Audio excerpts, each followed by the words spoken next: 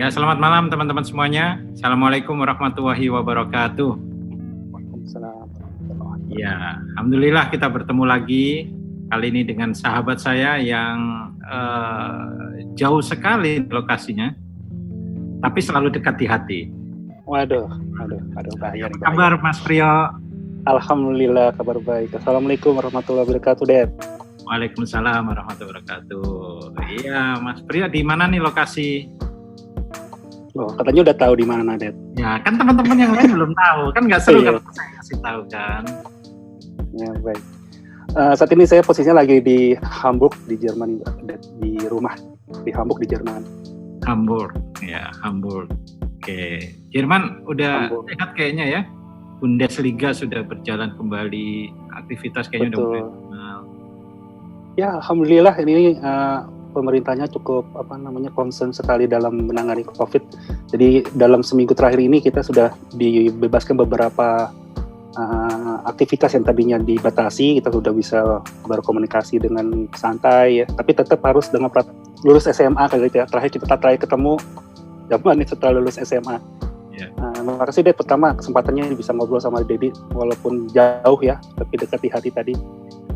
Alhamdulillah, sebagai jadikan syukur kita kepada Allah SWT sehingga kita bisa dipertemukan karena COVID ini kayaknya jadi fasilitasi jadi lebih mudah. Kalau saya boleh cerita sedikit, tadi Dedi nanya sejarahnya gimana. Setelah lepas SMA tuh Ded, saya lanjut kuliah dulu di Depok di UI. Nah yang menarik, dari dulu saya nggak pernah terpikir untuk jadi seorang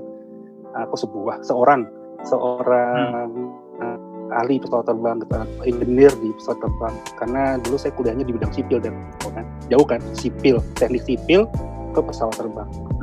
Dulu bidang saya lebih ke arah struktur, kalau lebih spesifik lagi strukturnya bangunan tahan gempa. Jadi saya dulu tesis saya atau skripsi saya tentang desain bangunan tahan gempa. Namun bahasa Indonesianya penerapan atau pendalaman saya itu ke bidang struktur yang dinamakan struktur dynamics. Jadi dinamika struktur yang bergerak secara dinamis. Kan gempa kan bebannya dinamis ya. Kemudian saya juga mempelajari tentang metode Hillman 3, kalau bahasa Inggrisnya finite element method. Jadi struktur dipecah-pecah dalam sebuah elemen yang sangat kecil, kemudian dianalisa mekanikanya dan seterusnya. Nah, setelah lepas dari kuliah, alhamdulillah 4 tahun kuliah di sana. Dulu kita kuliah sempat ketemu Det ya, kan Det juga dari UI ya. Nah, setelah lepas dari kuliah, alhamdulillah saya langsung bekerja di sebuah perusahaan bidangnya lebih ke arah manajemen.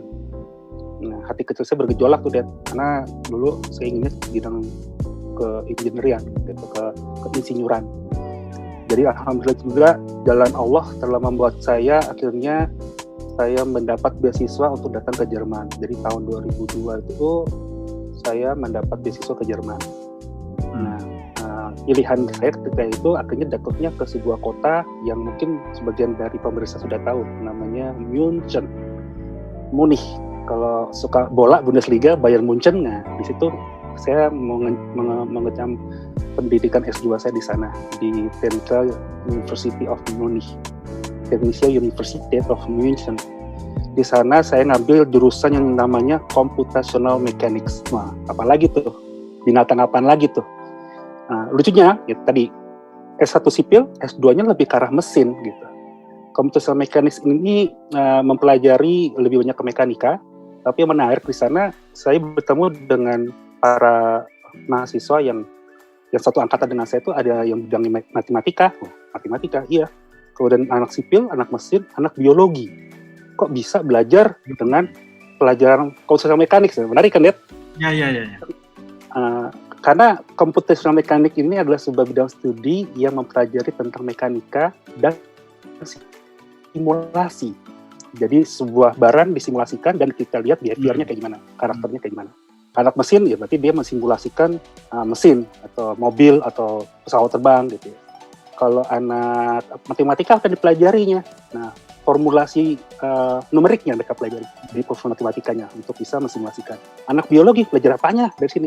Ternyata mereka juga mempelajari bagaimana mensimulasikan jantung. Jantung itu disimulasikan dalam bentuk simulasi sehingga kita bisa tahu bagaimana pressure-nya di titik-titik tertentu. Nah, di situ saya belajar, alhamdulillah lulus tahun 2005 dan sejak 2005 saya pindah ke Hamburg untuk kemudian bekerja di bidang pesawat terbang, produksi pesawat terbang. Nah, jadi dari sipil, kemudian mesin, saya kemudian sekarang pindah ke pesawat terbang. Lompat-lompat terus deh. Tapi ya luar biasa bagaimana Allah mengatur jalan hidup saya sehingga saya sampai saat ini. Oke, itu aja, Det. Nggak mau panjang-panjang nanti bosan. Ya. Jadi udah berapa lama di Jerman, Priyo?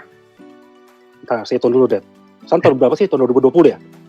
Dari 2002 sampai 2020 itu berapa tahun, Det? 18 ya? 18 tahun.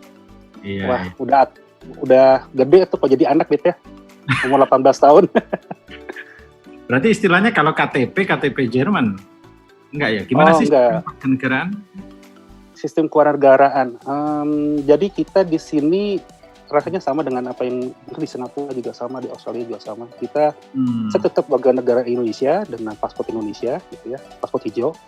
Cuma kami di sini karena sudah 5 tahun tinggal di sini dan membayar pajak selama 5 tahun, lebih dari 5 tahun ya. Artinya kami juga diberikan namanya unlimited visa. Jadi kita ibaratnya kata orang namanya permanent resident ya. Jadi kita tidak perlu lagi memperpanjang lagi visa kita. Yang hak dan kewajiban kita sama kayak warga negara Jerman, kecuali 2. Nggak boleh memilih, ketika pemilu udah nggak boleh dipilih. Selebihnya sama semua hak-hak kita.